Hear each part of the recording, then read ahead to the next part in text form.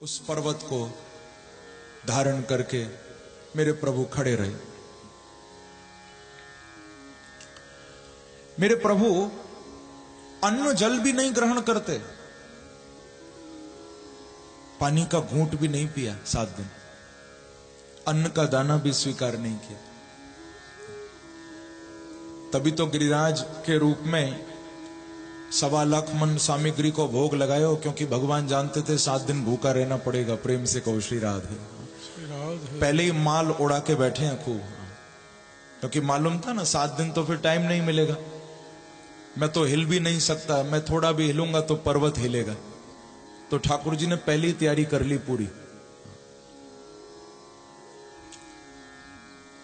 जब बादल सब शांत होकर चले गए,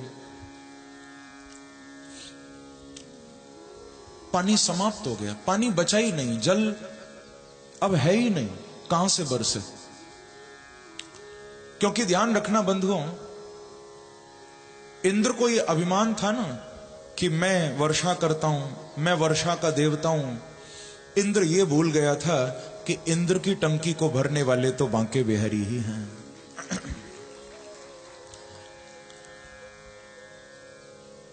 शक्ति तो भगवान ही दे रहे हैं। भागवत में स्वयं मेरे प्रभु ने 3 स्कंद में यह बात कही है। भगवान कहते हैं कि मद भयाद वाति वातोयम सूर्यस्तपति मद भया वर्षतीन्द्रो दहत्यग्निर मृत्यु चरति मद भयात। भगवान कहते हैं कि मेरे भय से ही ये संसार में हवा चल रही है, मेरे भय से ही ये सूर्य तपता है। भगवान कह रहे मेरे भय से ही इंद्र वर्षति, इंद्र वर्षा करता है, और तो और मृत्यु चरति मद भयात। भगवान कहते हैं मेरे भय से ही ये मृत्यु का काल का चक्र भी चल रहा है। तो आज वर्षा बंद हो गई, ब्रजवासियों को नीचे से निकाला गिरिराज जी के, और फिर गिरिराज महाराज को भगवान अपि तम शैलम स्वस्थाने पूर्ववत प्रभु, उनके यथास्थान पर जहां पहले गिरिराज जी बैठे हुए थे वहीं वापस प्रभु ने उनको पधरा दिया। बोलो गिरिराज महाराज की जय। ब्रजवासी सब प्रणाम कर करके अपने घरों में आ गए। उधर जब वो मेघ वर्षा करके लौटे, इंद्र ने पूछा कि ब्रज को डुबो के आए हो ना, कोई बाकी तो नहीं बचा। मेघों ने कहा कि महाराज हमारो काम तो वर्षा करवे को हो, अब कितने बचे कितने जिए ये तो आप देखो, हम तो पूरी ताकत से पानी बरसा के आ गए। इंद्र ने कहा कि अभी मैं देखता हूं। स्वर्ग से नीचे झांक कर देखा, कोई बाकी तो नहीं बचा। इंद्र क्या देख रहा है कि जहां पर प्रलयंकारी वर्षा हुई है बंधुओं, उस ब्रज में चारों ओर पानी का नामो निशान भी नहीं है, चारों ओर धूल ही धूल उड़ रही है। सोचो जरा, जहां प्रलयंकारी वर्षा होगी क्या वहां धूल उड़ेगी? पानी का नामो निशान नहीं है। चारों तरफ ब्रज के भगवान का सुदर्शन चक्र घूम रहा है। पानी तो बरसता है, पर वो चक्र ऐसा घूमता है कि सारे जल को सुखा लेता है। इंद्र उस सुदर्शन चक्र को देखकर कांपने लगा और समझ गया कि अभी तो ये नीचे घूम रहा है, कहीं मेरी गर्दन तक ना आ जाए। क्या करूं? ब्रह्मा के पास गए। ब्रह्मा जी आप बताओ क्या करना चाहिए। ब्रह्मा के पास क्यों गए? क्योंकि ब्रह्मा भी पहले गलती कर चुके हैं ना। कल आपने सुना था ना, ब्रह्मा भी बड़े चक्कर में पड़ गए थे। तो भाई जो भोग चुका है उसी से पूछना चाहिए कैसे बचें। ब्रह्मा जी तुम तो जैसे तैसे बच गए, अब मुझे भी उपाय बताओ, मेरे से भी गलती हो गई। देखो भगवान इन सबके अभिमान को तोड़ रहे हैं लीला में। ब्रह्मा को भी अभिमान था ना, मैं सृष्टि बनाता हूं, तो भगवान ने बना के दिखा दी। कल आप सुन रहे थे कथा में, ग्वाल बाल बना दिए, बछड़े बना दिए, ब्रह्मा के अभिमान को तोड़ दिया। अब इंद्र का तोड़ा, तो ब्रह्मा जी ने रास्ता दिखाया।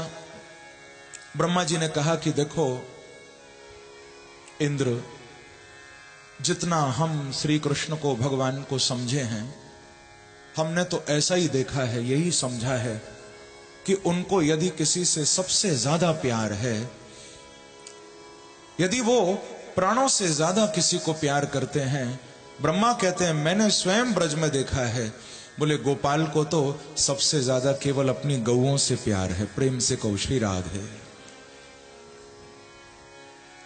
गौओं से बड़ा प्रेम है, बहुत प्यार। ये ब्रह्मा जी ने कहा। इंद्र, तुम उनको मनाना चाहते हो तो गौ माता को मना लो, ये मैंने देखा है। ब्रह्मा ने समझा। और उसी समय इंद्र गोलोक गए हैं। गोलोक आदात ब्रजत कृष्णम। गोलोक जाकर कामधेनु गौ को, सुरभि मैया को, सुरभि गौ को इंद्र ने मनाया है कि आप मेरे साथ चलो। यदि आप मेरे साथ ब्रज में चलोगी तो कृष्ण मुझे देखकर नाराज नहीं होंगे। हे गौ माता, आप तो मां हो, आप मेरे साथ चलो, मेरे से अपराध हो गया। तो सुरभि गौ के साथ इंद्र ब्रज में आए हैं, गिरिराज जी के निकट। आज भी वो स्थान है जिसका नाम है गोविंद कुंड। गिरिराज जी की परिक्रमा में पड़ता है गोविंद कुंड। तो वहीं उसी क्षेत्र में श्री कृष्ण खड़े हुए थे। इंद्र आए हैं और इंद्र ने आने के बाद बड़ा अच्छा काम किया। स्वयं पीछे हो गए, भगवान खड़े हैं आगे, इंद्र स्वयं पीछे हो गए, कामधेनु गौ को आगे कर दिया। इंद्र चाहते नहीं है कि मैं आगे जाऊं, क्योंकि मैं आगे जाऊंगा कहीं भगवान नाराज ना हो जाए, तो पहले गौ माता को आगे कर दिया, आप जाओ पहले। तो सुरभि गौ आगे बढ़ी हैं और जैसे ही मेरे बांके बिहारी ने कामधेनु गौ का दर्शन किया है, मेरे प्रभु दौड़ पड़े और निकट आकर साष्टांग भूमि में लेटकर गौ माता को भगवान ने आज प्रणाम किया है, वंदन किया है, चरणों को छुआ है। और फिर खड़े होकर कभी तो सिर पर हाथ फिराते हैं, कभी पीठ पर हाथ फिराते हैं। भगवान बड़े गदगद हो रहे हैं। और कामधेनु गौ भी आज श्री कृष्ण के अंगों को चाट रही हैं। भगवान बड़े गदगद हो रहे हैं। कहने का अभिप्राय बंधुओं, मेरे प्रभु को गौओं से बड़ा प्रेम है वास्तव में। पौगंड अवस्था में जब प्रवेश किया था, गौचारण किया, गाश्चार्यंतो सखिभी समम पदैर वृंदावनम पुण्यमती व चक्रतु। जब गौएं चराने के लिए वन में भगवान गए थे ना, नंगे पांव गए थे। भगवान ने जूते चप्पल नहीं पहने। नंद बाबा ने तो कहा था कि लाला, तू यदि वन में जा रहे हो है गौवन चरावे के ताई, तो पैरन में कछू तो पहन के जा लाला, कहीं कोई कांटो नहीं लग जाए, कंकड़ नहीं चुभ जाए, तो पनैया पहन के जा। तो भगवान हंसकर नंद बाबा को बोले कि नहीं बाबा, मैं पनैया पहन के नहीं जाऊंगा। यदि आप मेरी गौवन के लिए पनैया बनवा दो तो आपको कन्हैया भी पनैया पहन के चलो जाएगा। यदि मेरी गौएं नंगे पांव जाएंगी तो मैं पनैया पहन के नहीं जाऊंगा, मैं भी नंगे पांव जाऊंगा। तो नंगे पैर प्रभु जाते थे। और आपको मालूम है, जब गौएं वन में थक जाती थीं, बैठ जाती थीं, तो श्री कृष्ण उनके चरणों में बैठकर गौओं के चरण दबाया करते थे वन में, गौ माता के।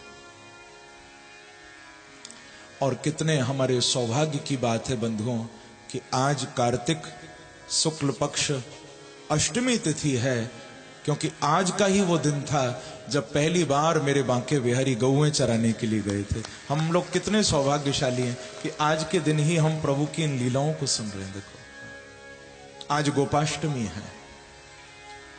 प्रथम बार आज ही मेरे प्रभु गौ चराने गए थे, गौचारण करने गए थे।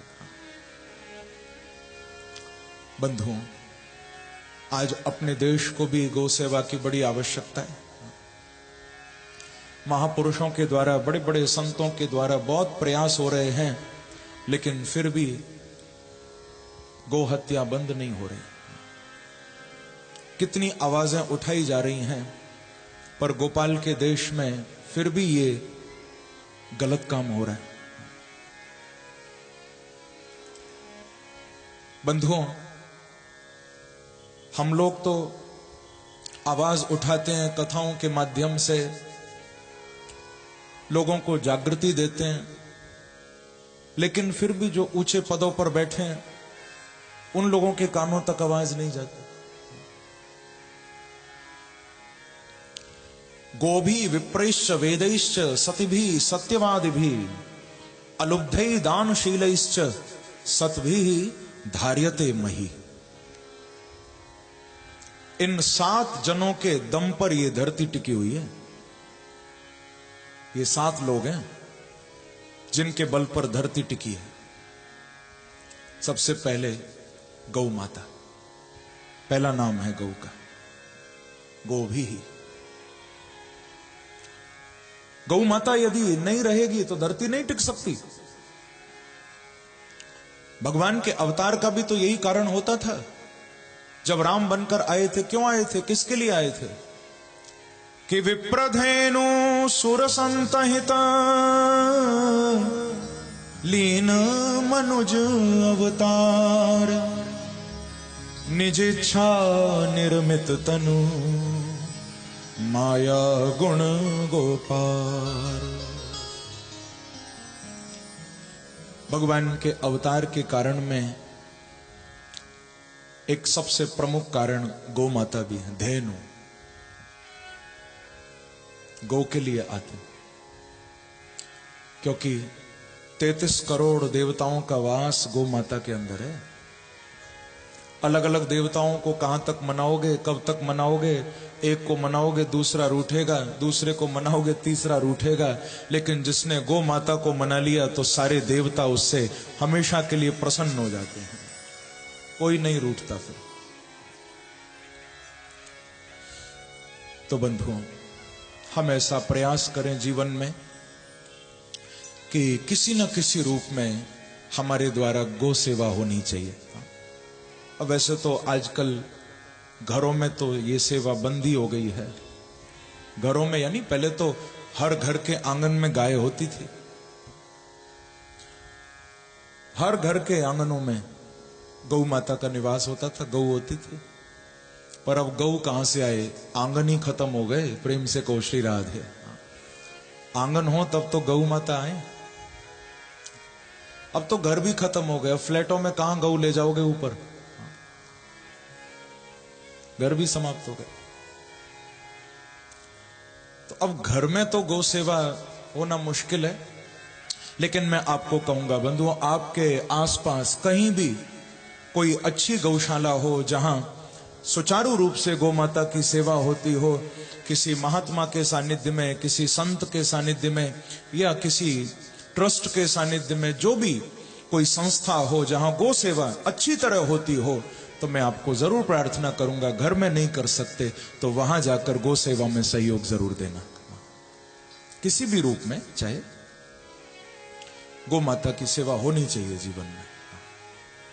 तन मन धन से जैसे भी आप कर सको, आपके आसपास कहीं भी गौ माता की सेवा होती हो, जरूर करना। मेरे बिहारी जी को इससे प्रसन्नता मिलेगी। तो इंद्र ने सुरभि गौ को आगे किया। भगवान प्रसन्न हो गए दर्शन करते ही। इंद्र भी समझ गया कि अब कृष्ण थोड़ा प्रसन्न लगते हैं, प्रभु के चेहरे पर थोड़ी मुस्कुराहट है। तो इंद्र सामने आ गए। 10 श्लोकों में भगवान की स्तुति की। इंद्र कहते हैं कि विशुद्ध सत्वम तव धाम शांतम तपोमयम ध्वस्तरजस्तमस्कम मायामयोऽयं गुण संप्रवाहो न विद्यते ते ग्रहणानुबंधः।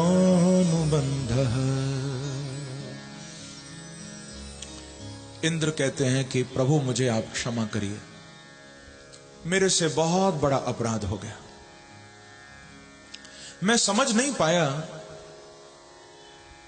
मुझे लगता था कि आप भगवान नहीं हो, कोई साधारण इंसान हो। मैं ये भूल गया कि हम सब देवताओं की प्रार्थना पर ही तो आप अवतार लेकर आए हो। और प्रभु आपकी लीला ऐसी है कि एक बार को हम भी धोखा खा गए कि आप इंसान हो या भगवान हो। क्योंकि ध्यान रखना, मेरे बिहारी जी एक्टिंग करने में नंबर 1 है। अब लाला बने तो पूरी तरह लाला ही बन गए, फिर कोई कह नहीं सकता ये भगवान। इंद्र कहते हैं मैं तो धोखा खा गया प्रभु, मुझे बिल्कुल भी नहीं लगा कि आप वही परमात्मा हो जिनकी हम देवताओं ने प्रार्थना की थी कि हमें बचाओ, हमारे लिए अवतार लो। मेरे से गलती हो गई, और गलती हो भी क्यों ना प्रभु, हम तो रजोगुणी हैं। हमारे अंदर सतोगुण तो बहुत कम रहता है, रजोगुण ज्यादा रहता है, कभी कभी तमोगुण भी आ जाता है। ये तमोगुण ही तो था जो आपके ब्रजवासियों को मारने का संकल्प मैंने किया, ये मेरा तमोगुण था। लेकिन आप कैसे हो? तो कहा कि विशुद्ध सत्वम। आप तो सतोगुण, रजोगुण, तमोगुण, प्रकृति के इन तीनों गुणों से परे जो विशुद्ध अप्राकृतिक सत्व है, आप तो उसमें निवास करते हो। ये प्रकृति आपसे बंधी है, आप प्रकृति से नहीं बंधे।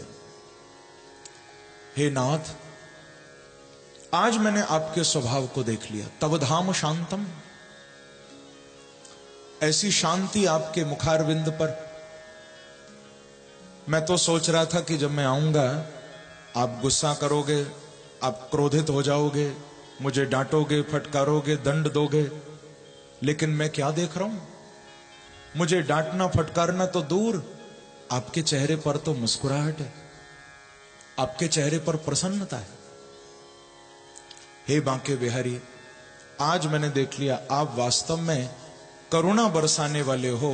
हे नाथ, आज मैं ये जान गया कि अच्छा करने वाले पर तो दुनिया कृपा करती है, आप तो पापियों पर भी कृपा बरसा देते हो, आप तो अपराधियों पर भी करुणामयी दृष्टि डाल देते हो। ध्यान रखना बंधुओं, ये बात मैं कभी कभी कथा में कहा करता हूं। मेरे बांके बिहारी में वैसे तो सब कुछ ठीक है, पर थोड़ा सा इनकी आंखों में एक कमी है। बाकी तो सब कुछ बढ़िया है, सब अच्छा है, पर मेरे प्रभु की नेत्रों में ये एक थोड़ी सी कमी है। क्या? उनके चरणों में यदि कोई आ जाता है तो फिर मेरे बिहारी जी ये नहीं देखते ये पापी है या पुण्यात्मा है। चरणों में कोई आ गया तो कृपामयी दृष्टि उसके ऊपर प्रभु डाल ही देते हैं। ये नहीं देखते इसने अपराध किए या इसने अच्छे काम किए। भगवान कहते हैं चलो जैसा भी था आ तो गया, अपना लेते। दयालु इतना कि भूलों को भुला देता है। दयालु इतना कि भूलों को भुला देता है। हम लोग रोज भूल करते हैं, भूल पर भूल करते हैं, और बिहारी जी हमारी भूलों को भूल जाते हैं। देखो, याद नहीं रखते। दयालु इतना कि भूलों को भुला देता है, और कृपालु इतना कि गूंगों को बुला देता है। दयालु इतना कि भूलों को भुला देता है, कृपालु इतना कि गूंगों को बुला देता है। कहां तक उसके करामात के किस्से मैं कहूं, उठे भूखे पर भरपेट सुला देता है। प्रेम से कहिए श्री राधे। श्री राधे। रोज भूखे उठते हो सुबह, पर मेरे बिहारी जी खिला पिला के खूब अच्छी तरह रात तक सुला देते हैं। कहीं ना कहीं से दिलवाई देते हैं भगवान। एक घटना मैंने सुनी। एक व्यक्ति था, उसने मन में सोचा क्या भगवान सबको खाना देते हैं? क्या परमात्मा सबको खिलाता है? मैं परीक्षा लेता हूं भगवान की, मैं भी देखूंगा मुझे कैसे खिलाते। संकल्प करके कि मैं खाना नहीं खाऊंगा, भोजन नहीं करूंगा, वन में चला गया। एक पेड़ के ऊपर बैठ गया जंगल में कि अब भगवान मुझे खिला के दिखाएं, मैं भी देखूं कैसे मेरी जान बचाएंगे, कैसे मुझे खिलाएंगे। अब क्या हुआ, ध्यान देकर सुनना। 4 चोर थे, किसी गांव में उन्होंने चोरी की। बहुत सारा सामान उन्होंने इकट्ठा किया। चोरी करके सारा सामान लेकर उसी जंगल में जिस पेड़ के ऊपर वो व्यक्ति सो रहा था, वहीं पेड़ के नीचे वो चोर आ गए। मन में सोचने लगे कि ये जगह ठीक है, कोई दिखाई नहीं देता दूर दूर तक, तो यहीं पर बंटवारा कर लेते हैं। जो भी माल चोरी किया आपस में बांट लेते हैं। चारों ने सब पोटली खोली, जो भी चुरा के लाए थे, एक दूसरे को देने लगे। ये तेरा बंटवारा होने लगा। तभी उस चोरी के माल में से एक टिफिन मिला और जिसमें भोजन था। अब वो तो सब कुछ उठा के रखने लगे थे, उन्हें तो मालूम नहीं इसमें भोजन है क्या है। चोरी करनी थी, सब कुछ ले आए। जब उस टिफिन को खोला, भोजन देखा, तो बोले कि देखो बंटवारा पीछे भी हो जाएगा, पहले खा ही लेते हैं, भूख बड़ी जोर की लगी है। दूसरे ने कहा कि देखो थोड़ा संभल जाना, ऐसा भी हो सकता है कि गांव वालों ने जानबूझकर हमारे लिए भोजन रखा हो, मालूम चल गया हो कि हम चोरी करने आ रहे, और क्या पता इस भोजन में जहर मिला दिया हो। तो भैया थोड़ा संभल जाना खाने से पहले। बाकी चोर बोले कि तू बिल्कुल ठीक कह रहा है, इसमें जहर हो सकता है। अब भूख भी लगी है, क्या करें? अब जहर भी हो सकता है, शंका भी है, क्या किया जाए? तभी एक चोर की नजर पेड़ के ऊपर पड़ी कि देखो पेड़ के ऊपर एक आदमी सो रहा है। तुरंत आवाज लगाई, नीचे उतर। वो बोला कि मैं नीचे नहीं आऊंगा, मैं तो मरने आया हूं। बोले हम यहीं से मार देंगे तुझे, नीचे आ जा। डांट लगाई, तुरंत नीचे उतरा। चोरों ने कहा एक काम करते हैं, पहले इसको खिलाते हैं, मालूम चल जाएगा भोजन में जहर है या नहीं, पीछे हम खाएंगे। वो मना करने लगा, मैं संकल्प करके आया हूं, मैं नहीं खाऊंगा। चोर बोले कि हम तुझे जान से मार देंगे, नहीं खाया तो खाना पड़ेगा। और महाराज उसको बिठा के जबरदस्ती खिलाया। जब पता चल गया जहर नहीं है तो खुद भी खाया और वहां से छोड़ के उसे चले गए। आंखों में आंसू आ गए और कहने लगा कि परमात्मा आज मैंने देख लिया कि तू जिसको खिलाए उसे कोई भूखा नहीं मार सकता, तू कहीं ना कहीं से खिला ही देता है। प्रेम से कहिए श्री राधे। श्री राधे। कहने का अभिप्राय बंधु, मेरे बिहारी जी सब पर कृपा करते हैं, पुण्यात्मा पर भी और पापात्मा पर भी। इंद्र ने प्रार्थना की, स्तुति की, भगवान ने भी इंद्र को क्षमा कर दिया कि गम्यताम शक्र भद्रम वह क्रियतामेनु शासनम स्थीयताम स्वाधिकारेषु युक्तैर्वह स्तंभ वर्जितैः। इंद्र को भगवान कह रहे हैं कि इंद्र मैंने तुमको क्षमा कर दिया, जाओ अब तुम जाकर अच्छी तरह स्वर्ग का शासन करो, पर इतना ध्यान रखना कि मेरे अनुशासन में रह के ही शासन करना। क्रियता मेनु शासनम, यानी भगवान बताना चाह रहे हैं कि अब तुम्हारे अंदर अभिमान ना आ जाए, कहीं निरभिमान होकर तुम स्वर्ग की गद्दी पर बैठो। इंद्र बड़े प्रसन्न हो गए भगवान का ये स्वभाव देखकर। तो जो कामधेनु गऊ आई थी ना साथ में, इंद्र ने उनके दूध से, सुरभि मैया के दूध से भगवान का अभिषेक किया। आकाश गंगा के जल से भगवान को शुद्ध किया और प्रसन्न होकर इंद्र ने भगवान को एक नाम भी दिया है, गोविंद। बोलो गोविंद भगवान की जय। गोविंद इति चाभ्यधात। ये जो गोविंद नाम हम भगवान का गाते हैं, ये भागवत में इंद्र ने प्रभु को दिया है, गोविंद। ये प्रसंग विश्राम हुआ। आगे नंद बाबा के एकादशी व्रत की कथा सुनाई। नंद बाबा बड़ी निष्ठा से एकादशी का व्रत करते थे कि एकादश्याम निराहारः समभ्यर्च जनार्दनम् स्नातुम नंदस्तु कालिंद्या द्वादशां जलमाविशत्। एकादश्यां निराहारः। बाबा नंद एकादशी का व्रत कैसे करते थे? बोले निराहार होकर। वैसे एकादशी तो हम लोग भी करते हैं, पर निराहार होकर नहीं। नंद बाबा तो निर्जल होकर, निराहार होकर एकादशी करते थे। हमारी एकादशी कैसी होती है? फलाहार। और मैं कहा करता हूं फलाहार भी बस कहने को, वास्तव में तो फुल आहार। प्रेम से कहिए श्री राधे। फलाहार तो कहने को है, फुलाहार होता है। इतने माल तो दिवाली को नहीं खाते जितना एकादशी को। और चलने दो पकौड़ी कोटू की। कई लोग एकादशी को इतना खाते हैं 15 दिन बीमार रहते हैं, फिर भारी होता है ना खूब।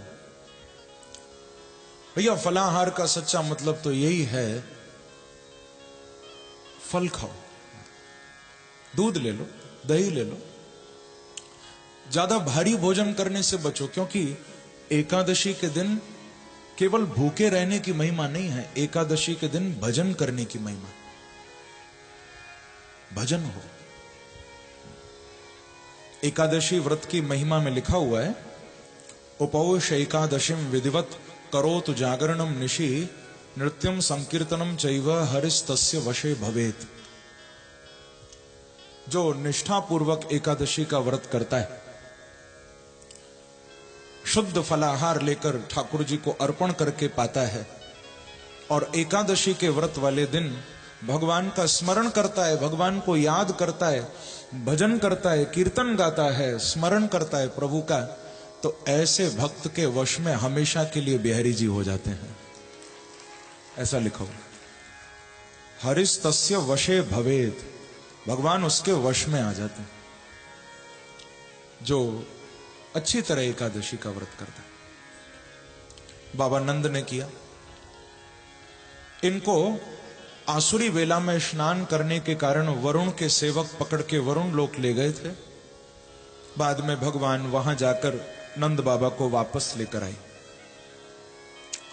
अपने छोटे छोटे ग्वाल बालों को अपने दिव्य वैकुंठ का दर्शन भी प्रभु ने भागवत में करवाया।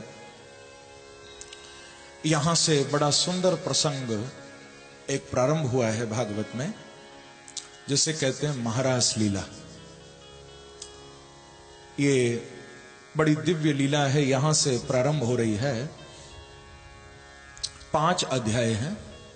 दशम स्कंद के 29वें अध्याय से 33वें अध्याय तक 5 अध्याय में महारास लीला सुखदेव जी ने सुनाई। भगवान पिता रात्रि शरदोत्फुल्ल मल्लिका वीक्षरन्तुम मनश्चक्रे योगमायामुपाश्रित। महारास का प्रारंभ यहां से हो रहा है, इस श्लोक से। भगवान अपिता रात्रि ही। कमाल की बात है, इतने नाम मेरे प्रभु के पढ़ चुके हैं, फिर भी सुखदेव जी ने कोई नाम नहीं लिया। देखो महाराज के कुछ भावों को आप थोड़ा समझना, तभी फिर लीला सुनने का आनंद आएगा। अभी अभी आपने कथा सुनी, इंद्र ने भगवान को क्या नाम दिया था? थोड़ा जोर से कहो, गोविंद नाम। आप तो बहुत भाव से सुन रहे हो कथा, सब याद है आपको तो। मैंने पहले भी कहा था ना, वो कथाएं और होंगी जहां पर श्रोता सोते होंगे। आगरा में सोते नहीं, आगरा में तो जाग जाते हैं। गोविंद नाम दिया। अब देखो सुखदेव जी चाहते तो महाराज के इस प्रथम श्लोक में गोविंद नाम ले सकते थे, गोविंद नहीं कहा। उससे पहले भगवान ने गिरिराज उठाया तो नाम पड़ा था गिरधारी, गिरधारी नाम ले सकते थे, नहीं लिया। भगवान ने गिरिराज पूजन से पहले काली नाग को भी तो निकाला था। कल आपने कथा सुनी थी, वृंदावन से काली नाग का निष्कासन किया था तो भगवान का नाम पड़ा था कालिया मर्दन, लेकिन वो नाम भी नहीं लिया। जब बंशी बजाई थी, गोपियों ने वेणु गीत गाया था, प्रभु का नाम पड़ा था मुरली मनोहर, वो नाम भी नहीं लिया। जब गौएं चराई थी तो नाम पड़ा था गोपाल, वो नाम भी नहीं लिया। माखन चुराया तो नाम पड़ा था माखन चोर। मैया ने उखल से बांधा तो नाम पड़ा था दामोदर। गोपियां प्यार से कहा करती थी कन्हैया, ब्रजरानी यशोदा बोलती थी कनुआ, और गुरुजी ने कल नाम दिया था कृष्ण। अब देखो इतने सारे नाम तो पढ़ चुके हैं लीला में ही, पर सुखदेव जी ने एक भी नाम नहीं लिया इनमें से। सुखदेव जी कह रहे हैं कि भगवान पिता रात्रि शरदोत्फुल्ल मल्लिका वीक्षरन्तुम मनश्चक्रे योग मायामुपाश्रित। भगवान, न गिरधारी, न गोपाल, न गोविंद, न कृष्ण, कोई नाम नहीं। महाराज के पहले श्लोक में भगवान शब्द का प्रयोग है। भगवान मानो बताना चाह रहे हैं कि परीक्षित, तुम इस महाराज लीला में शंका नहीं करना, ये लीला कोई इंसान नहीं करने जा रहा है। बोले ये लीला भगवान करने जा रहे हैं। कौन करने जा रहे हैं? भगवान। भगवान कौन है? ऐश्वर्यस्य समग्रस्य धर्मस्य यशसः श्रियः ज्ञान वैराग्य योश्चैव षण्णाम भग इति ऋणाः। जिनके अंदर समग्र ऐश्वर्य, समग्र धर्म, समग्र यश, समग्र श्री, समग्र ज्ञान, समग्र वैराग्य जिनके अंदर विद्यमान है, वो भगवान ये लीला करने जा रहे हैं। उत्पत्तिम प्रलयम चैव भूतानाम अगतिम गतिम वेत्ति विद्याम अविद्याम च सवाच्यो भगवान इति। ऐसे भगवान ये लीला करने जा रहे हैं। क्योंकि कई बार शंका होती है, लोग कहते हैं कि अरे वो कृष्ण जो गोपियों के साथ नाचते थे, जो बंसी बजाते थे, गोपियों के बीच में ठुमके लगाते थे, ऐसा लोग कटाक्ष करते हैं, भगवान पर आक्षेप करते हैं। लेकिन आप लोगों को मैं सब कहूंगा, क्योंकि आप सब यहां बड़े प्रबुद्ध श्रोता बैठे हो, आप लोग केवल कथा नहीं सुनना, जो इन कथाओं के रहस्य है ना, उनको याद भी रखना, ताकि कोई आपके सामने ऐसा बोले भगवान के लिए तो कम से कम जवाब तो दे सको, उसको समझा तो सको।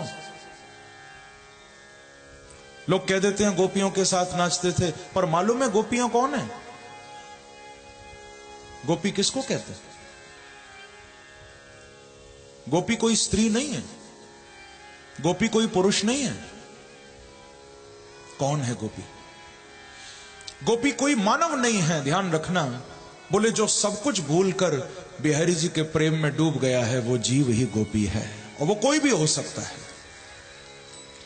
वो स्त्री भी हो सकती है, वो पुरुष भी हो सकता है, वो बच्चा भी हो सकता है, वो वृद्ध भी हो सकता है, कोई भी हो सकता है। गोभी ही अर्थात इंद्रिय ही भक्ति रसम कृष्ण रसम पिबती सा गोपी। जो अपनी प्रत्येक इंद्रियों से कृष्ण रस का पान करे वो जीव गोपी है। जिसको कृष्ण के अलावा और कुछ याद ही न हो वो गोपी है। गोपी शरीर नहीं है बंधुओं, गोपी भाव है। शंका तो तब करनी चाहिए थी जब गोपियों का शरीर यमुना के तट पर भगवान कृष्ण के पास गया होता। गोपियों का शरीर नहीं गया था बंधुओं। आप खुद ही सोचो ना, किसी के घर की कोई स्त्री, कोई माता, कोई बहन यदि आधी रात को 12 बजे घर से निकले बिना बताए तो घर के लोगों को चिंता होगी या नहीं होगी? आज का समय तो वैसे भी इतना खराब आ गया है, हमारी माताएं बहनें सुरक्षित नहीं, समाज में इतनी विकृति आ गई, मानसिकता इतनी गंदी हो गई। तो यदि किसी घर की बहू बेटी माता बहन आधी रात को जाए, चिंता करोगे या नहीं करोगे? मां बाप को चिंता होगी, पति को चिंता होगी, या भाई बहन को, सबको चिंता होगी, परिवार को चिंता होगी। अब कमाल की बात यह है कि ब्रज की सारी गोपियां कृष्ण के चरणों में यमुना किनारे आई हैं, पर किसी भी गोपी का कोई भी घर वाला, चाहे मां बाप हो, पति हो, सास ससुर हो, किसी गोपी का कोई भी सगा संबंधी उन गोपियों को ढूंढने चिंता करता हुआ यमुना किनारे नहीं आया। क्यों?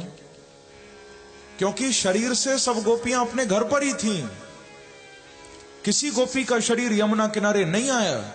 फिर महाराज कैसे हुआ?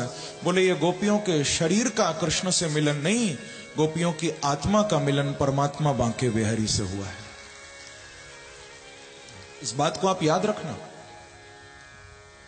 ये आत्मा और परमात्मा का मिलन है महाराज। ये काम लीला नहीं है, ये शाम लीला है, ये प्रेम लीला है, ये काम से, वासना से मुक्ति दिलाने वाली लीला है महाराज। ये जितनी भी गोपियां, ये सब दंडकारण्य बन के ऋषि मुनि थे, ये भी सुनना जरूरी है। उन ऋषियों ने भगवान राम का दर्शन किया था और गदगद होने लगे थे। ऋषियों को लगा कि देखो हम कितने अभागे हैं, जो बाबा जी बन गए, बैरागी बन गए।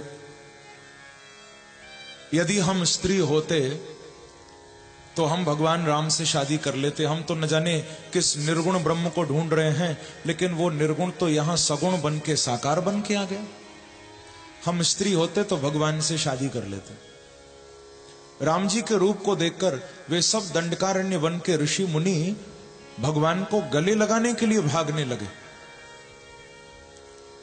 अंगीकार करने के लिए भागने लगे। भगवान ने हाथ जोड़ के उन सबको कहा कि देखो महाराज, अभी तो आप दूर ही रहो, क्योंकि इस अवतार में मैं आपकी इच्छा को पूरा नहीं कर पाऊंगा, पर मैं आप सबको वचन दे रहा हूं। बोले जब द्वापर में मैं कृष्ण बन के आऊंगा तो आप सब जितने भी इस वन के महात्मा हो, आप सब ब्रज में गोपी बन के आओगे, और तब मैं कृष्ण बन के आपको गले भी लगाऊंगा, अपने रसमय स्वरूप का दर्शन भी कराऊंगा, आपकी साधना को पूर्ण कर दूंगा। तो बंधुओं, वे ही दंडकारण्य वन के ऋषि मुनि सब यहां गोपी बन के आए और उनके साथ महाराज हुआ। ये प्रेमियों की लीला है, ये कामियों की लीला नहीं है। हम जैसे लोग जिनके अंदर वासना भरी पड़ी है, संसार की कामना भरी पड़ी है, ये महाराज लीला हम जैसे लोगों की नहीं है। ये तो उन रसिकों के, उन प्रेमियों के आस्वादन की लीला है जिनके अंदर से सांसारिक कामना निकल गई है, केवल कृष्ण प्रेम रह गया है, बस उनकी लीला है। गोपियों को और कुछ चाहिए नहीं था कृष्ण से। इस जिंदगी में हुस्न को निखार चाहिए, उजड़े हैं जो गुलशन उन्हें बहार चाहिए। इस जिंदगी में हुस्न को निखार चाहिए, उजड़े हैं जो गुलशन उन्हें बहार चाहिए। औरों को जो भी चाहिए मिल जाए वो उन्हें, पर दीवानों को तो सिर्फ तेरा प्यार चाहिए। जिनके अंदर केवल कृष्ण प्रेम है, ये उनकी लीला है महाराज। तो इसीलिए सुखदेव जी ने कहा कि भगवान पिता रात्रि शारदोत्फुल्ल मल्लिका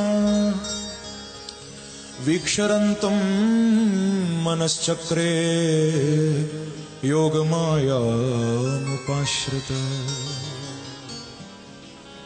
भगवान अपिता रात्रि ही, भगवान ने आज शरद पूर्णिमा की रात्रि को देखा, वीक्ष देखा। याद आ गया कि मैंने गोपियों को वचन दिया था आगामी शरद पूर्णिमा की रात्रि पर तुम्हारे साथ महारास करूंगा। आज तो वही रात्रि है। पूर्ण चंद्रमा को भी उदय होते हुए देखा तो योग मायाम उपाश्रित है। अपनी योग माया का आश्रय लेकर, योग माया कौन है? योग मायाम श्री राधाम उपाश्रित है। या आचार्यों ने ऐसा भी अर्थ किया, योग मायाम वंशीम उपाश्रित है, क्योंकि इन दोनों के बिना महाराज संभव नहीं है। दोनों में से कोई एक न रहे तो महाराज नहीं हो सकता। कौन कौन? बोले यदि बिहारी जी की बंसी न रहे तो महाराज नहीं हो सकता, और राधा रानी की कृपा न रहे तो महाराज नहीं हो सकता। दोनों ही अर्थ ठीक है। आज मेरे प्रभु नंद भवन से निकले हैं अर्धरात्रि में, सुंदर श्रृंगार करके अपनी वंशी लेकर यमुना के तट पर वंशी वट पर आए। वृंदावन में आज भी वंशी वट है।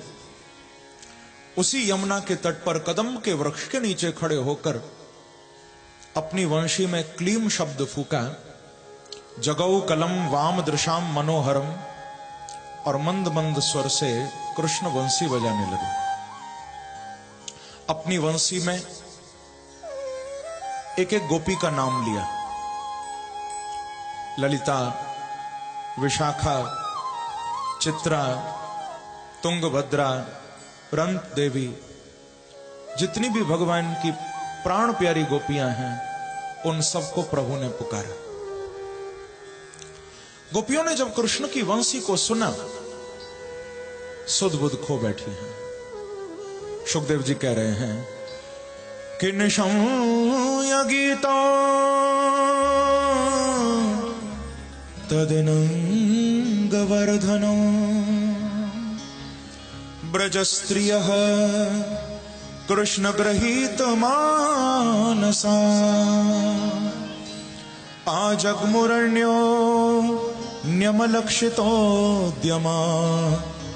सयत्र कांतो जवलोल कुंडला। जैसे ही कृष्ण की वंशी सुनी, गोपियां सुध बुध खो बैठी, भागने लगी, दौड़ पड़ी। फिर संसार के लिए रुकी नहीं, आत्म रूप से गोपियां दौड़ लगा रही हैं। और तो और सुखदेव जी कहते हैं अलक्षितोद्यमा। अब भाग तो सब गोपियां रही हैं, लेकिन किसी भी गोपी को यह नहीं दिखाई दे रहा कि हमारे आगे कौन भाग रहा है, पीछे कौन भाग रहा है, बगल में कौन सी गोपी है। सब भाग रही है,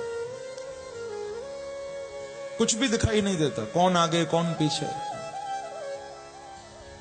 और ऐसा भी नहीं किसी के लिए रुकी हो कि अरे सखी कृष्ण बुला रहे हैं चलो साथ में चलें, नहीं नहीं, किसी के लिए रुकी नहीं है, सुनते ही भागी। हम लोग तो रुक जाते हैं ना,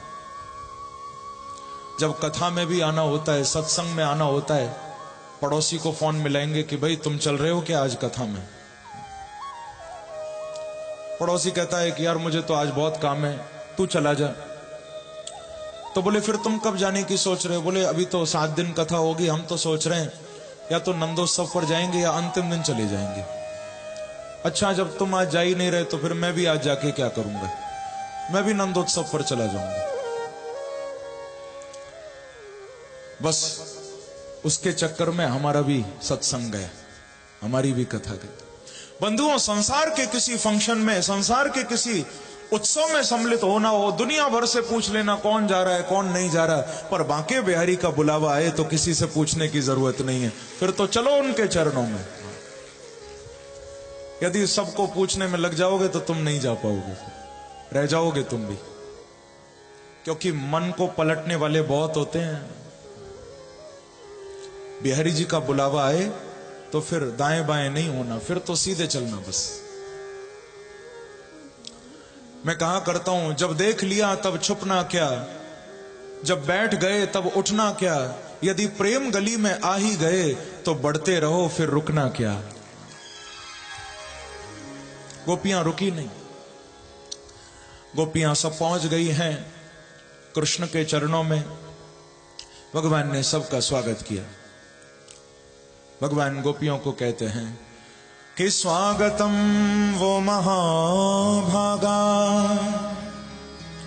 प्रियम किम करवाणि वह ब्रजस्यानामयं कच्चित् ब्रूतागमन कारणो ब्रूतागमन कारणो। प्रभु कहते हैं गोपियों बड़ा अच्छा किया जो तुम आ गई, तुम्हारा स्वागत है, स्वागतम। गोपियों तुम महाभाग्यशालिनी हो जो आज यहां आ गई। बंधुओं, भगवान ने भागवत में गोपियों को महाभागा कहा, महाभाग्यशालिनी। हम लोगों की दृष्टि में तो जिस पर पैसा ज्यादा होता है वही महाभाग्यशाली होता है कि नहीं? बैंकों में खूब रुपया जमा कर रखा हो, खूब कोठी बंगले बना रखे हो, बड़ी बड़ी फैक्ट्रियां चल रही हो, हम कहते हैं भाई ये तो बहुत भाग्यशाली है। पर मेरे बिहारी जी की दृष्टि में वो भाग्यशाली नहीं, मेरे प्रभु की दृष्टि में तो जो सब कुछ छोड़कर वृंदावन उनके चरणों में पहुंच जाए वो ही भाग्यशाली है। संसार की दृष्टि में हां वो भले भाग्यशाली हो, प्रभु की दृष्टि में तो स्वागत किया। गोपियों ने प्रणय गीत गाया था क्योंकि भगवान ने प्रतिआत शब्द बोलकर गोपियों को लौटने के लिए कहा था, परीक्षा ली थी, क्योंकि प्रेम को परीक्षा देनी पड़ती है। भगवान ने देखा कि ये सब कुछ छोड़ के आई भी हैं या नहीं, तो लौट जाने के लिए कहा था। गोपियों ने प्रणय गीत गाया था कि मैवं विभोरहति भवान् गदितुं रशंसन् संत्यज्य सर्व विषया स्तव पादमूलम्। गोपियों ने यही कहा था कि प्यारे अब हम लौट के जाने वाली नहीं हैं, क्योंकि सर्व विषयान संत्यज्य, सारे विषयों को त्याग कर हम आपके पास आए, लौटने के लिए नहीं। तो भगवान को यह भाव बड़ा अच्छा लगा।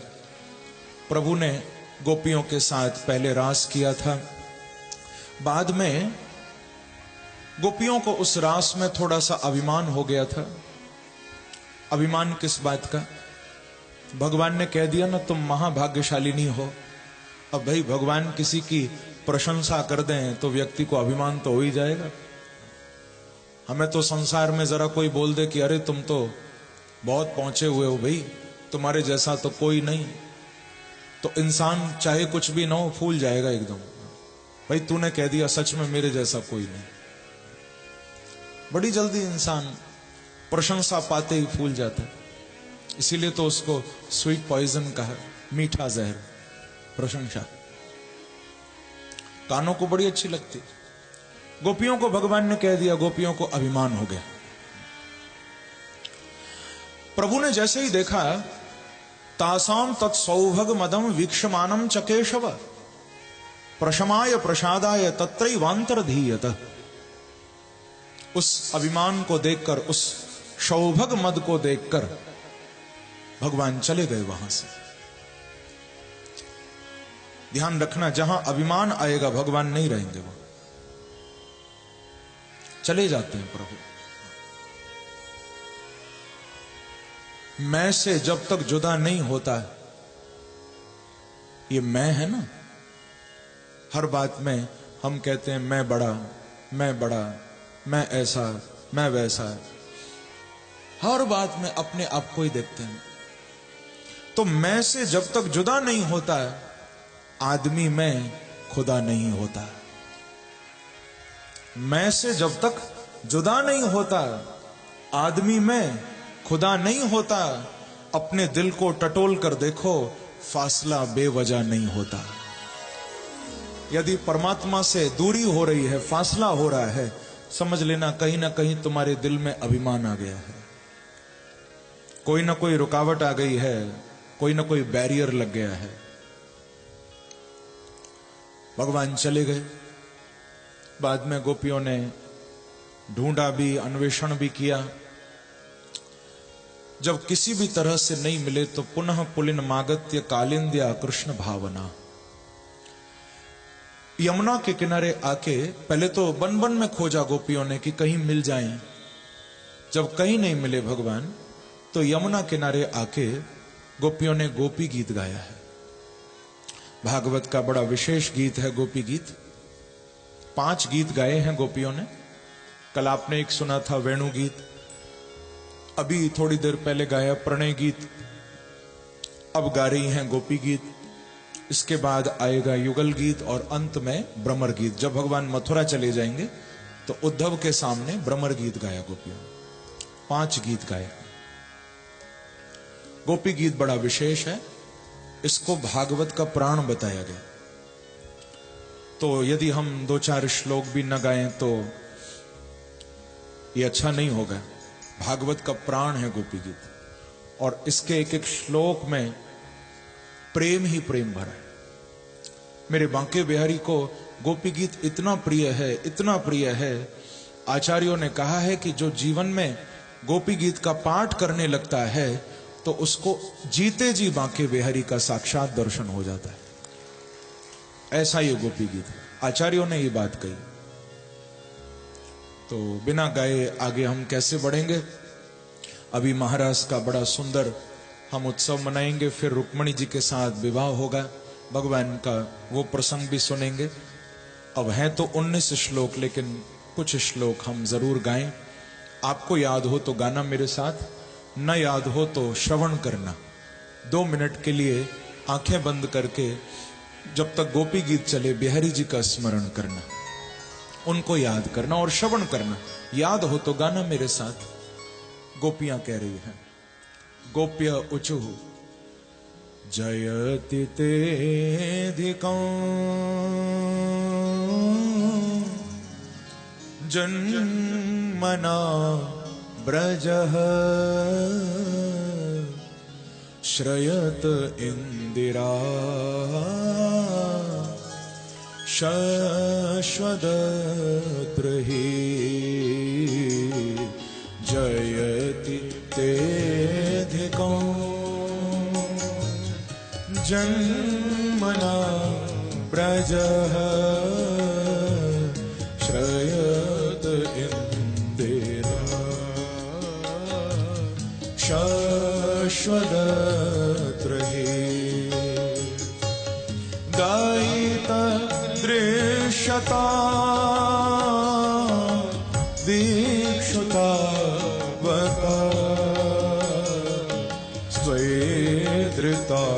सव स्वां विचिन्वते शरदुदासे साधु जात सत् सरसि जोदय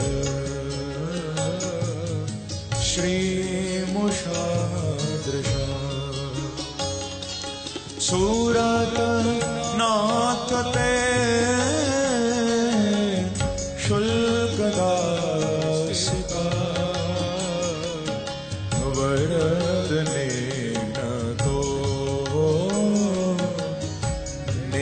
किं बधः विष जलाप्यया व्यालराक्षसा वर्षमारुता वैद्युतानला वृषमयात्मजा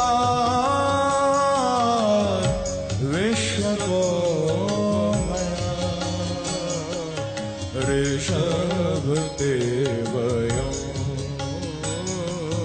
रक्षिता मुहो न खलु गोपिका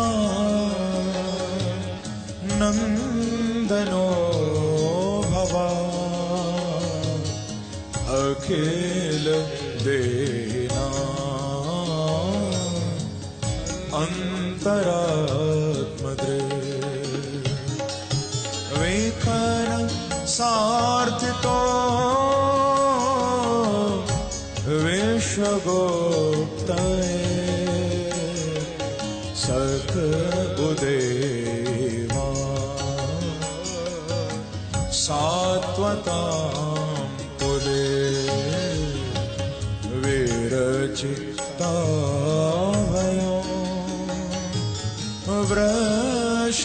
वृष्णिदूर्यते चरणमीयोषा संसृतेर्भया करसरोरुहा कान्तकामदं शिरसिदेना श्रीकराग्रहं ब्रज जनार्थिहं वीरयोषिता निज जनस्मय ध्वंसन स्मित भज सके भवा क्यों करे स्मेनो जल रुहाननो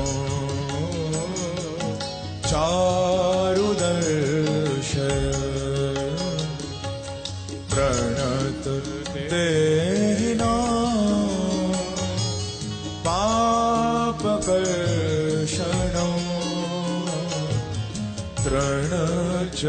तृणचरानुगं श्रीनिकेतनं फणिफणार्पितं ते पदाम्बुजं कृणुकुचे शोणः क्रन्दिहृच्छयं मधुरया गिरा वल्गुवाक्यया बुधमनोज्ञया पुष्करे क्षण विधि करीरिमा वीरमुह्यते रसे दोना व्यायय स्वनः तव कथामृतं तप्त जीवनं कविभिरीडितं कल्मषापहं श्रवणमङ्गलं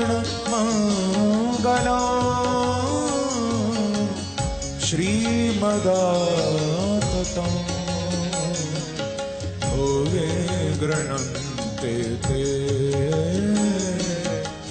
भूरिदा जना हो भूरिदा जना हो भूरिदा जना। यदि किसी को रोना आएगा तो उसके स्वर नहीं लगेंगे ठीक, वो ठीक से गा नहीं पाएगा, आवाज लड़खड़ाएगी, आवाज में कंपन होगा, गला भर आएगा। लेकिन कमाल है, रुरुदु सुस्वरम। संसार में कोई यदि रोएगा और गाएगा तो रोते रोते कोई गाएगा तो उसका गाना सुंदर नहीं लगेगा, उसके गाने में मिठास नहीं होगी, उसके गाने में क्रंदन हो सकता है, उसके गाने में मीठा स्वर नहीं हो सकता। लेकिन बंधुओं, गोपियां बांके बिहारी के लिए रो रही हैं और कृष्ण के लिए जो रोकर गाता है उसके रोने में भी मिठास आ जाती है, उसके क्रंदन में भी मिठास आ जाती है, रस आ जाता है। इसलिए रुरुदुः सुस्वरम। कृष्ण को पाना है तो रोना तो पड़ेगा। अरे संसार के लिए तो बाल्टियां भर भर के लोग रोते हैं, संसार के लिए रोने से कोई फायदा नहीं। जिसको तुम्हारे आंसुओं की कीमत ही नहीं पता, तुम उसके लिए रोते हो। हाय बेटा, हाय बेटी, बस संसार तुम्हारे आंसुओं की कीमत नहीं जानता। किसी ने कहा, हमने उनकी याद में रो रो के टब भर दिए, हमने उनकी याद में रो रो के टब भर दिए, वो ऐसे बेदर्द निकले कि नहा के चल दिए। क्या फायदा, संसार के लिए क्यों आंसू बहाओ। कबीरदास कह रहे हैं कि कबीरा हंसना छोड़ दे, रोने से कर प्रीत, क्योंकि बिन रोए किन पाया, वो प्रेम प्यारा मीत, वो प्रेम प्यारा मीत। रोने से कर प्रीत। हां, संसार से मिलो, हंसते हुए मिलो, संसार को गले लगाओ, हंसकर लगाओ, लेकिन बिहारी जी के लिए कभी अकेले बैठो तो थोड़ा रो, थोड़ा तड़पो उनके लिए, उनकी याद में थोड़े आंसू बहाओ। जश्न हो तो यूं न सोना चाहिए, कुछ न कुछ बस्ती में होना चाहिए। जिनको हो मालूम आंसुओं की कीमत, उनके आगे खुल के रोना चाहिए। जिनको कीमत ही नहीं मालूम, उनके आगे क्यों रोते हो। संसार के आगे रोओगे तो जिंदगी भर रोते रहोगे, पर बिहारी जी के लिए 2 आंसू गिरा दिए कभी, तो तुम्हारा जन्म जन्म का रोना ही मेरे प्रभु बंद करा देंगे।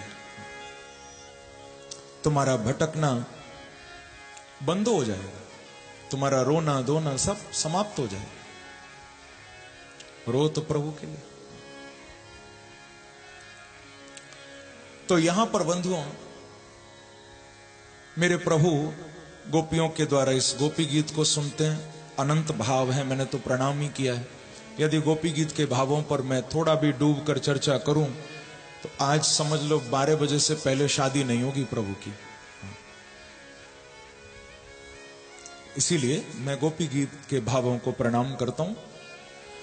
भगवान जैसे ही गोपी गीत पूर्ण होता है रह नहीं पाते, भगवान से रहा नहीं जाता। और सुखदेव जी कह रहे हैं ताशाम तत्सौभग मदम वीक्षमानम च केशव प्रशमाय प्रसादाय तत्र इवांतर्धीयत।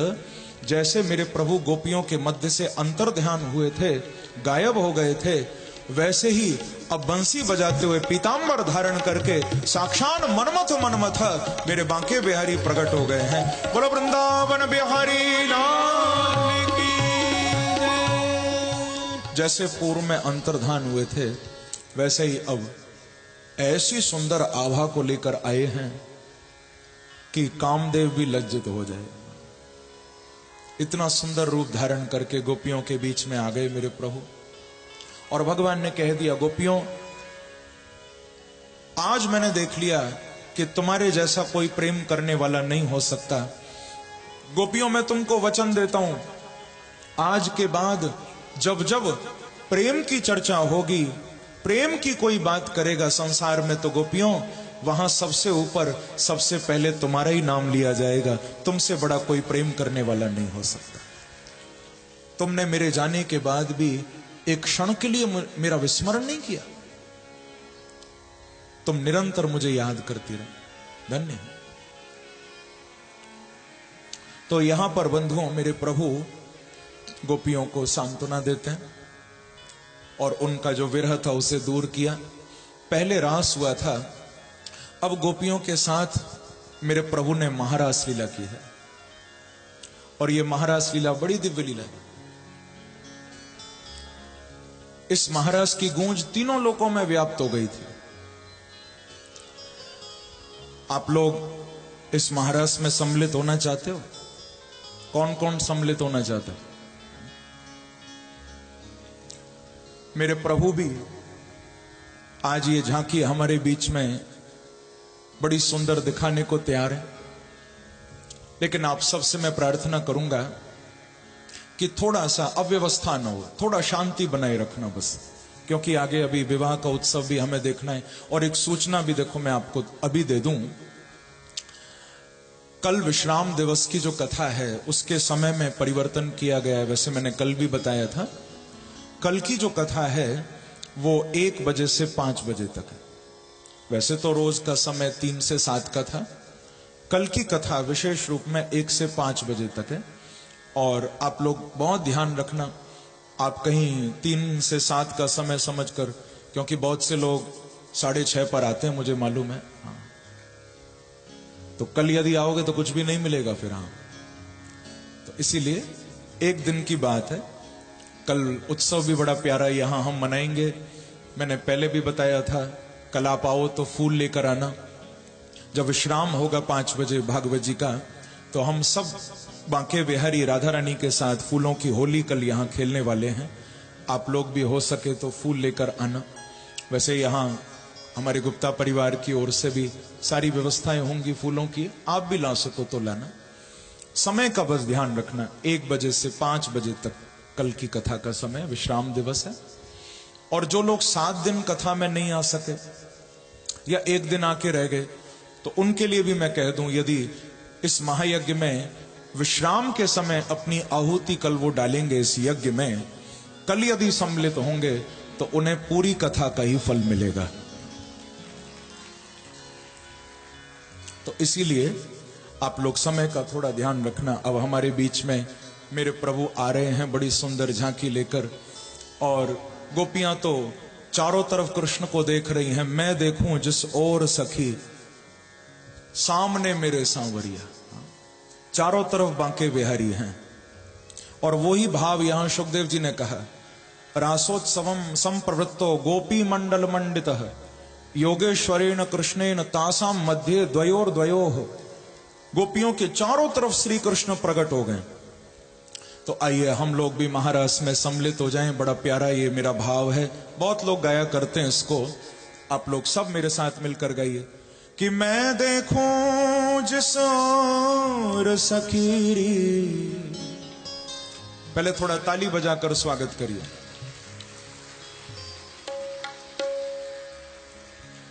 कितना सुंदर मेरे प्रभु देखो गोपियों के साथ पधारे।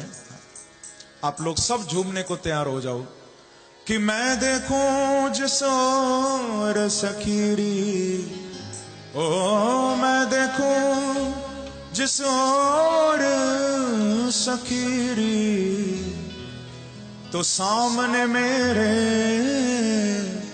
सांवरिया, सामने मेरे सांवरिया, ओ मैं तो नाचूंगी सांवरिया, मैं तो नाचूंगी सांवरिया, ओ मैं तो नाचूंगी सांवरिया, मैं तो नाचूंगी सांवरिया। ओ मैं देखूं जिस ओर सखीरी, मैं देखूं जिस ओर सखीरी, ओ मैं देखूं जिस ओर सखीरी, मैं देखूं जिस ओर सखीरी, तो सामने मेरे सांवरिया, सामने मेरे सांवरिया, इसीलिए ओ मैं तो नाचूंगी सांवरिया, मैं तो नाचूंगी सांवरिया, ओ मैं तो नाचूंगी सांवरिया, मैं तो नाचूंगी सांवरिया। ऐसे नहीं, दोनों हाथ से ताली की सेवा करते हुए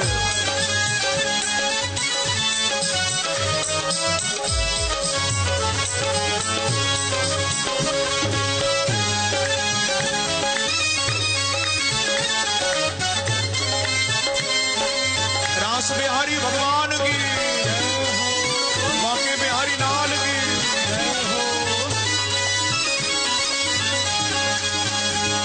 ओ मैं देखूं जिस ओर सखीरी, मैं देखूं जिस ओर सखीरी, ओ मैं देखूं जिस ओर सखीरी, मैं देखूं जिस ओर सखीरी, तो सामने मेरे सांवरिया, सामने मेरे सांवरिया, ओ मैं तो नाचूंगी सांवरिया, मैं तो नाचूंगी सांवरिया, ओ मैं तो नाचूंगी सांवरिया, मैं तो नाचूंगी सांवरिया।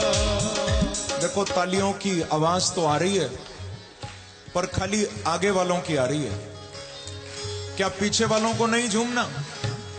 दोनों हाथ उठाकर ताली की सेवा करते हुए जाओ।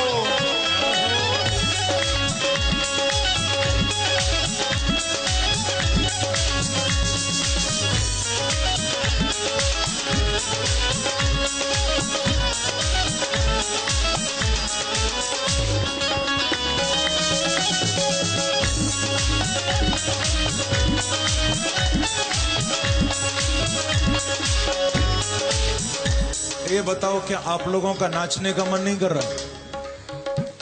किस किस का कर रहा है? तो रोका किसने? रोका तो किसी ने नहीं। इधर मेरे ठाकुर जी झूम रहे हैं गोपियों के साथ, आप भी झूमो ना। मैं तो नाचूंगी सांवरिया, मैं तो नाचूंगी सांवरिया, ओ मैं तो नाचूंगी सांवरिया,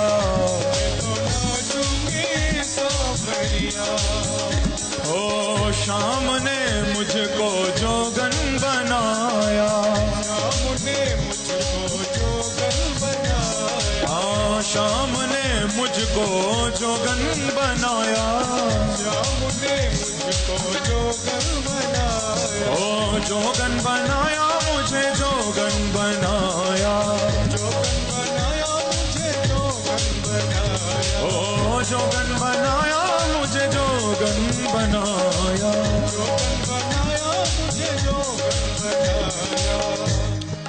कौन कौन है जो मेरे बिहारी जी की जोगन बन गई है? आप लोग बने हो जोगन या नहीं बने?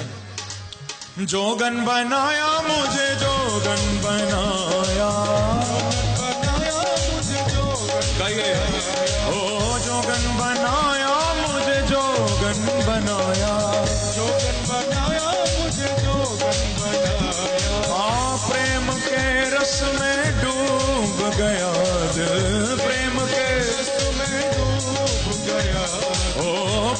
के रस में डूब गया दिल, के रस में डूब गया। ओ जैसे जल में कांगरिया, जैसे जल में। इसीलिए है मेरे प्यारे, मैं तो नाचूंगी सांवरिया, मैं तो नाचूंगी सांवरिया, ओ मैं तो नाचूंगी सांवरिया, मैं तो नाचूंगी। पीछे वाले भक्त भी दोनों हाथ उठाकर ताली की सेवा करते हुए।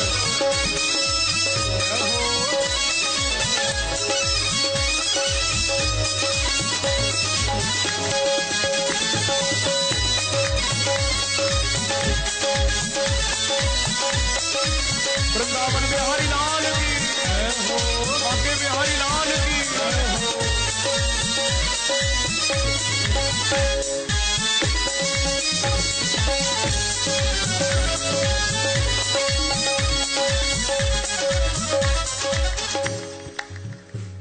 कौन कौन है जो बिहारी जी का दीवाना हो गया है? आगरा के भक्त दीवाने हुए या नहीं? आप सब हुए या नहीं? सुकून दिल को मेरे एक पल नहीं है, मेरी दुश्वारियों का हल नहीं है। सुकून दिल को मेरे एक पल नहीं है, मेरी दुश्वारियों का हल नहीं है। ये माना है तेरा आशिक जमाना, पर प्यारे मुझसा कोई पागल नहीं है। मैं तो नाचूंगी सांवरिया, ओ मैं तो नाचूंगी सांवरिया, ओ मैं देखूं जिस और सकीरे, मैं देखूं जिस और सकीरे, हाँ मैं देखूं जिस और सकीरे, मैं देखूं जिस और सकीरे। तो सामने मेरे सांवरिया, सामने मेरे सांवरिया। इसीलिए मैं तो नाचूंगी सांवरिया, मैं तो नाचूंगी सांवरिया, ओ मैं तो नाचूंगी सांवरिया, मैं तो नाचूंगी सांवरिया। कौन कौन जोगन बनाए बांके बिहारी के? आप सब बने हो तो थोड़ा तालियां तो सुनाओ मुझे। दोनों हाथ उठाकर ताली की सेवा करते हुए जाओ।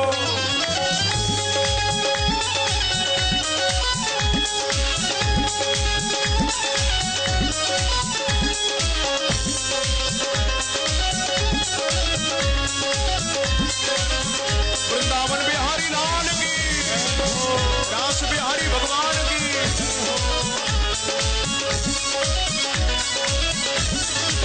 ओ मैं तो नाचूंगी सांवरिया, मैं तो नाचूंगी सांवरिया, ओ मैं तो नाचूंगी सांवरिया, मैं तो नाचूंगी सांवरिया। ये मेरे प्यारे, सामने बैठे रहो दिल को करार आएगा, सामने बैठे रहो दिल को करार आएगा।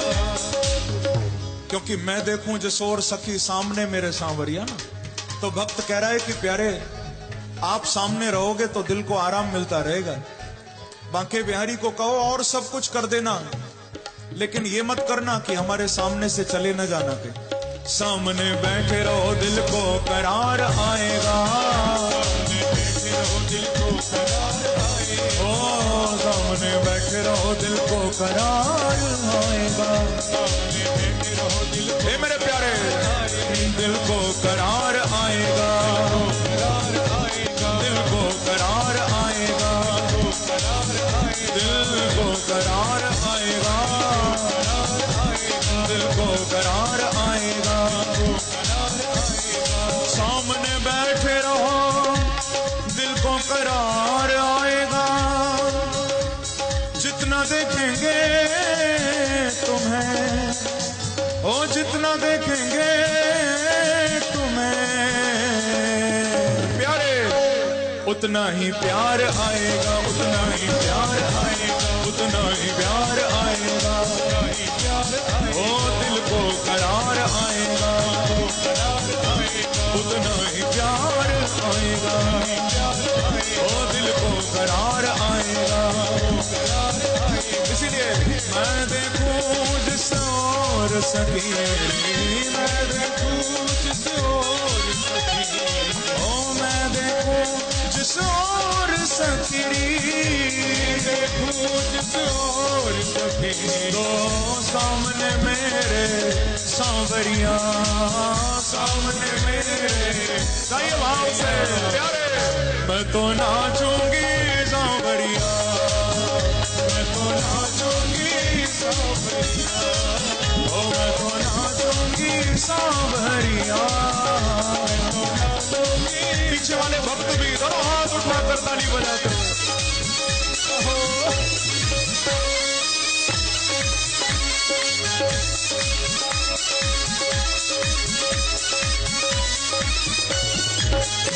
रास बिहारी भगवान की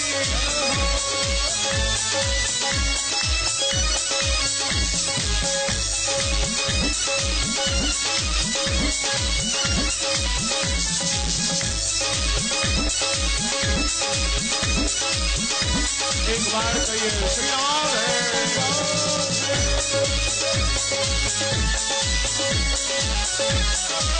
ओ मैं तो नाचूंगी सांवरिया, तो नाचूंगी सांवरिया।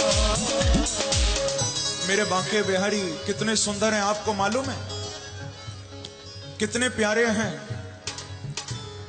गोपियां आई तो हैं श्रृंगार करके बिहारी जी को दिखाने के लिए कि प्यारे हम तुम्हारे लिए सजी हैं, लेकिन उनका रूप ऐसा है कि कोई कितना भी सज ले बिहारी जी को टक्कर नहीं दे सकता। हाँ, इसीलिए गोपी कह रही है कि अपनी छब बनाए के मैं जो पी के पास गई, ओ अपनी छब बनाए के मैं जो पी के पास गई, जो छवि देखी पिया की तो मैं तो अपनी भूल गई, मैं तो अपनी भूल गई, हाँ मैं तो अपनी भूल गई, ओ मैं तो अपनी भूल गई, ओ मैं देखूं जिस और सकीरी, मैं देखूं जिस और सकीरी, ओ मैं देखूं जिस और सकीरी, देखूं जिस और सकीरी।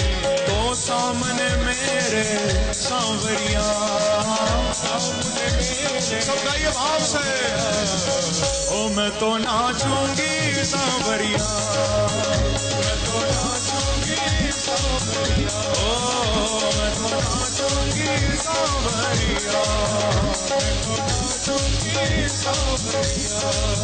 देखो, यदि आप चाहते हो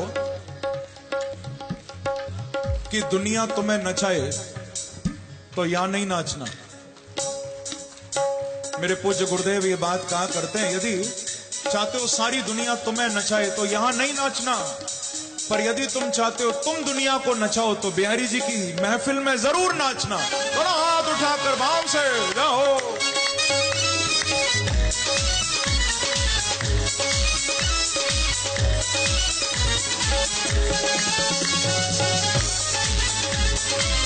बांके बिहारी लाल की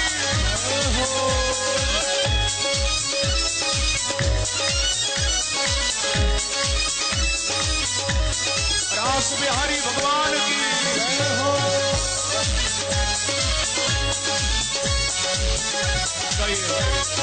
ओ मैं देखूं जिस और सकीरी, मैं देखूं जिस और सकीरी, ओ मैं देखूं जिस और सकीरी, देखूं जिस और सकीरी। तो सामने मेरे सांवरिया, सामने मेरे सांवरिया, गाइए मैं तो नाचूंगी सांवरिया, मैं तो नाचूंगी सांवरिया, ओ मैं तो नाचूंगी